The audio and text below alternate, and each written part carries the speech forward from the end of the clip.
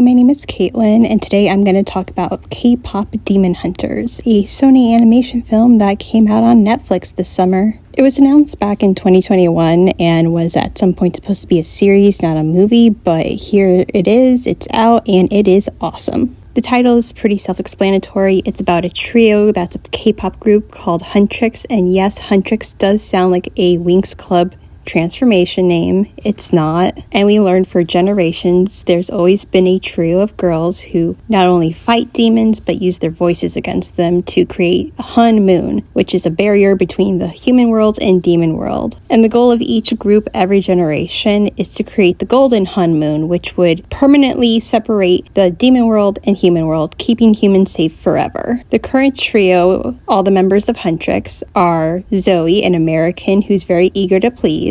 Then there's Mira. She's the black sheep of her family, and we don't really know much more other than she's a great dancer and singer. And then our main character for the film, Rumi. Her mom was a previous hunter who died when she was a baby, and she was raised by Celine, a former bandmate of her mother's. And this is going to sound like a spoiler. She's a workaholic, and she doesn't want to stop. She wants to keep going, keep putting out music in hopes of getting this golden Han Moon. And it's not just to do her duty as a hunter, but it's also quickly revealed to us that she is part demon herself. Every demon has patterns on their skin, and Rumi's patterns have been developing rapidly in her adult life as she has been a professional singer in the past some number of years. We see as a child she had very little on her shoulder or right under her shoulder, and same as for when she was early in her career with her bandmates, they were pretty easily hideable, and now it's to the point where she wears turtlenecks and long sleeves all the time because Zoe and Mira also don't even know the secret. So she's desperate to separate the world and tell the girls her secret, because when she was raised, Celine told her once the golden Han Moon is achieved, your demon side will permanently be gone. How she knows this, who knows? Maybe it was wishful thinking. So other than a few flashbacks and one scene towards the end of the film, Celine is not very much in this film.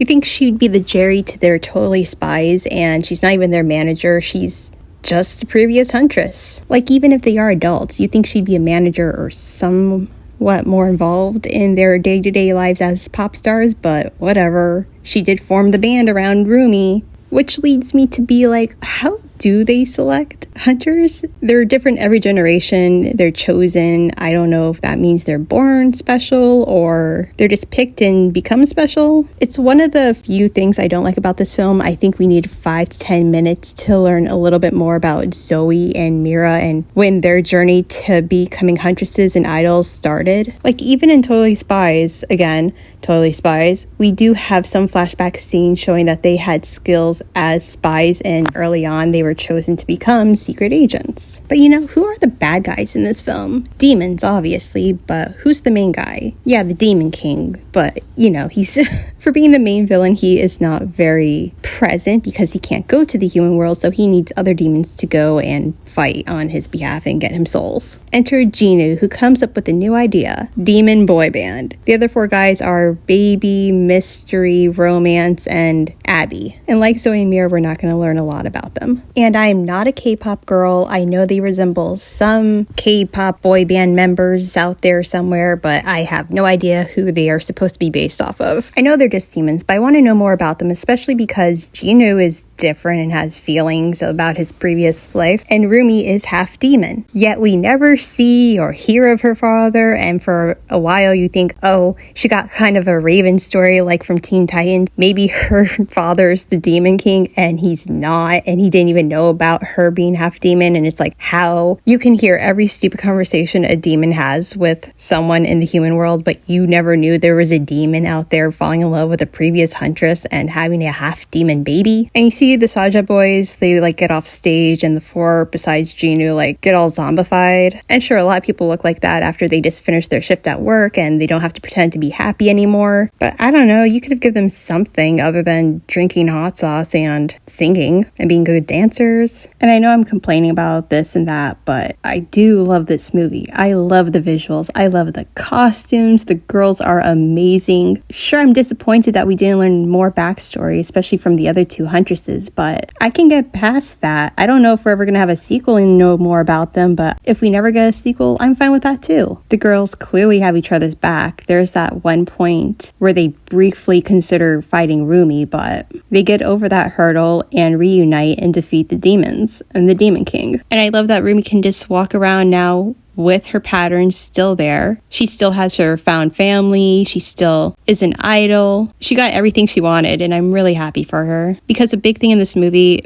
especially from Celine, was that you have to hide your flaws from the public and no one can see them. You have to put your best foot forward and all that nonsense. And while this movie makes it to be that Rumi is half demon and she has to hide the half of herself that's shameful, I guess, it can translate to a lot of things. Just like, for instance, like, don't share all the negative things in your life with people because people cannot handle it and they will leave you. So you always have to be happy and you always have to be positive and you always have to be 150% or whatever. But bottling up all those negative emotions will just explode eventually. That's what I interpret it as anyway. No big deal. I do love how the trio call all the people that they have to save their fans. And it's so nice to see like idols that care about their fans, and it's not all like, oh my god, fame's horrible. No, they're constantly loved. They're constantly hardworking. Everyone on their team's great. Like, we see their manager, Bobby. He's just on board for whatever they're gonna do.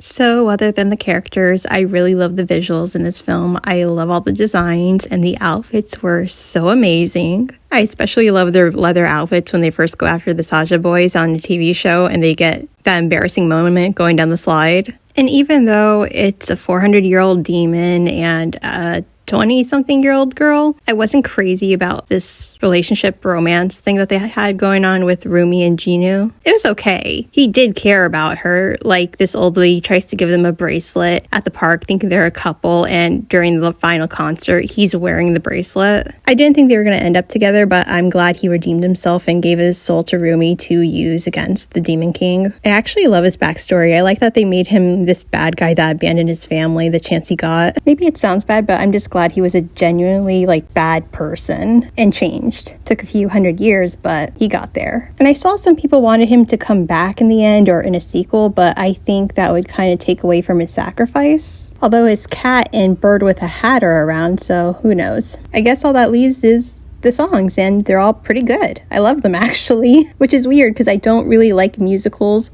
or K-pop, but all the songs in this film are just amazing. What It Sounds Like is probably my favorite from the film, but Golden is a close second. But honestly, I love all the music in it, so they're all winners. And ultimately, I'm really glad in a sea of remakes and sequels that an original film came out with great visuals, great characters, animation, strong themes of friendship, acceptance, and redemption. Honestly, one of the downsides of this film is that I wish it was on a big screen because I would totally go see it in theaters. And I think it would have done really well since it's doing so great on Netflix. But the best part about Netflix is that you get to watch it a million times until you're sick of it. And I guess with that, I have nothing left to say. So, bye.